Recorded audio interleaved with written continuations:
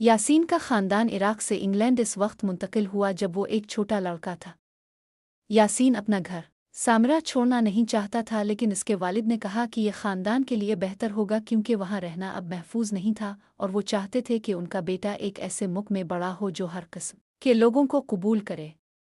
यासीन के वालिद ने अपने बेटे से कहा कि इंग्लैंड एक कसीर और सकाफ़ती मुल्क है जहाँ लोग नस्ल और मजहबी अकायद की परवाह किए बगैर साथ रहते और काम करते हैं। हालांकि यासीन इराक़ छोड़ने पर खुश नहीं था, लेकिन वो जल्द ही अपनी नई जिंदगी में एक बड़े शहर लंदन में बस गया। लंदन बहुत दिलचस्प था अपने ऊंचे इमारतों और अजायब घरों के साथ, और यासीन को ख़ास तौर पर लंदन का प्लेनेटरियम और बड़ा दरियाई टीम्स पसंद था जिसके ऊपर पुराने पिल बने हुए थे। यासीन ने यहाँ तक कि अपने पड़ोसी लड़के एंड्रयू के साथ दोस्ती कर ली। सारा मौसम गर्मा एंड्रयू और यासीन पार्क में खेलते एंड्रयू की माँ के साथ चिड़ियाघर जाते। एंड्रयू अपने खिलौने और मिज़ाहिया किताबें यासीन के साथ बांटता और इसे अपने पसंदीदा सुपर हीरोज़ के बारे में बताता। उन्होंने यासीन के बाग में एक कैंप भी बनाया जहां वो बड़ों से छप जाते। मौसम गर्मा बहुत खुशगवार वक्त था और छोटे यासीन ने जल्द ही लंदन में घर जैसा महसूस किया। हालांकि ये एक बहुत बड़ा शहर था और सामिरा जितना धूपदार और गर्म नहीं था। इसकी अंग्रेज़ी भी बेहतर होती गई, ख़ास तौर पर एंड्रयू की मदद से। अगरचे बहुत से अल्फाज ऐसे थे जो यासीन को समझ नहीं आते थे और वो अक्सर बेवकूफ़ महसूस करता था क्योंकि वो इतना अच्छा नहीं बोल सकता था जितना वो चाहता था। जब सितंबर आया और दरख्तों के पत्ते गिरने लगे, यासीन के वालिद ने इसे बताया कि अब वक्त आ गया है कि वो स्कूल जाए। यासीन 7 साल का था, लिहाजा वो मकामी प्राइमरी स्कूल के तीसरे साल में जाएगा एंड्रयू के साथ। हालांकि यासीन स्कूल जाने के बारे में बहुत परेशान था। इसके वालिद और वालिदा ने इसे यकीन दिलाया कि ये एक दिलचस्प जगह होगी जहां वो बहुत से नए दोस्त बनाएगा और बहुत सी दिलचस्प चीज़ें सीखेगा। इंग्लिश स्कूल बहुत अच्छे माने जाते हैं, यासीन की माँ ने कहा, और तुम्हारी अंग्रेज़ी भी जल्द ही बेहतर हो जाएगी, इसके वालिद ने यकीन दिलाया। यासीन अभी भी कायल नहीं था, लेकिन जब इस सुबह एंड्रयू मुस्कुराते चेहरे के साथ दरवाजे पर आया और कहा कि स्कूल में बहुत मज़ा आएगा, तो यासीन ने खुद को बेहतर महसूस किया क्योंकि इसे अपने दोस्त पर भरोसा था। दोनों लड़के स्कूल के दरवाजे तक बातें करते रहे। एंड्रयू ने यासीन को खेल के मैदान, बेहतरीन असातिज़ा, सबसे मज़ेदार लड़कों, सबसे खूबसूरत लड़कियों और दोपहर के खाने में पेश किए जाने वाले कस्टर्ड के बारे में बताया।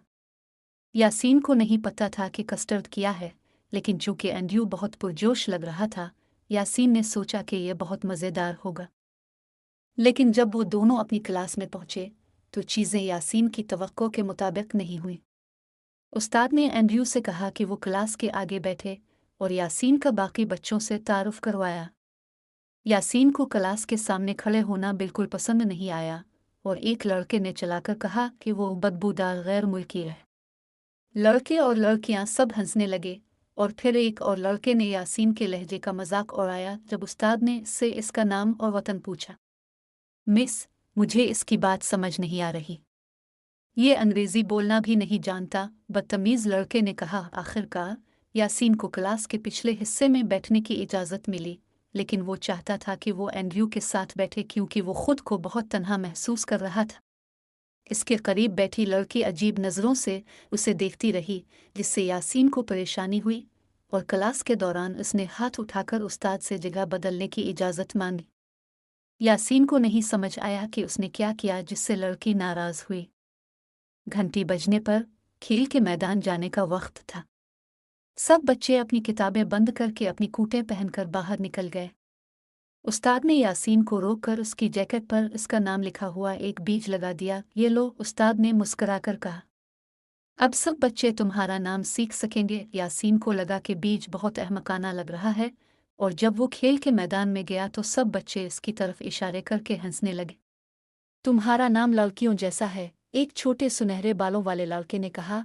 यासीन वजाहत करना चाहता था कि ये लड़कियों का नाम नहीं है, लेकिन वो बहुत घबरा गया था। जब यासीन घबरा जाता तो इसकी अंग्रेज़ी ख़राब हो जाती और अल्फाज इसके गिले में फंस जाते। वो बहुत अफसुर्दा था और खेल के मैदान से भागकर अपने वालिदैन के पास वापस जाना चाहता था। लेकिन जैसे ही वो भागने लगा, इसे एक जानी पहचानी आवाज़ सुनाई दी। हेलो यासीन। जब उसने ऊपर देखा तो एंड्रयू उसके करीब खड़ा था। एंड्रयू ने बच्चों की तरफ देखा और सर हिलाया। तुम सबको क्या हो गया है? उसने पूछा। मैंने अपने दोस्त यासीन से कहा था कि स्कूल बहुत मज़े का होगा। तुम लोग इसके लिए इसे ख़राब क्यों कर रहे हो? एक लंबी लड़की ने कहा। वो मुख्तलिफ है और तुम भी, एंड्रयू ने कहा।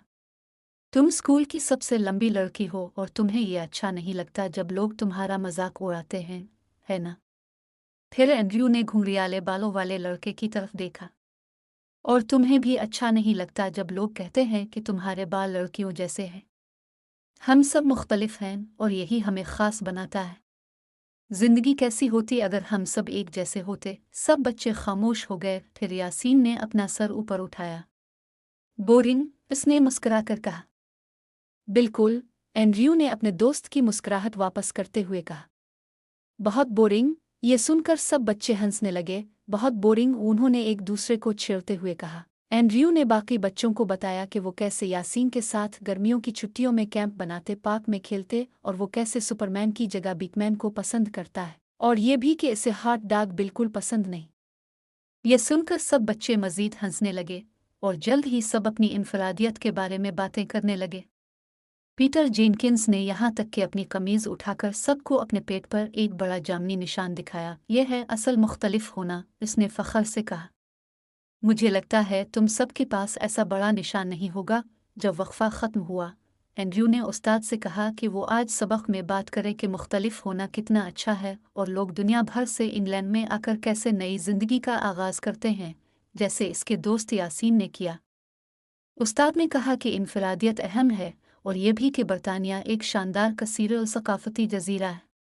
यासीन ने ये 2 अल्फाज अपनी किताब में लिखे और ख़ुद से वदा किया कि वो उन्हें याद करेगा। उसने किताब में दोस्त भी लिखा। वो पहले से जानता था कि इसका मतलब क्या है, लेकिन इसे लिखने का दिल किया क्योंकि वो अपने दोस्त एंड्रयू का शुक्रगुजार था, जो दूसरों के लिए खड़ा होता था और किसी को उनके मुख्तलिफ होने की वजह से नहीं परखता था।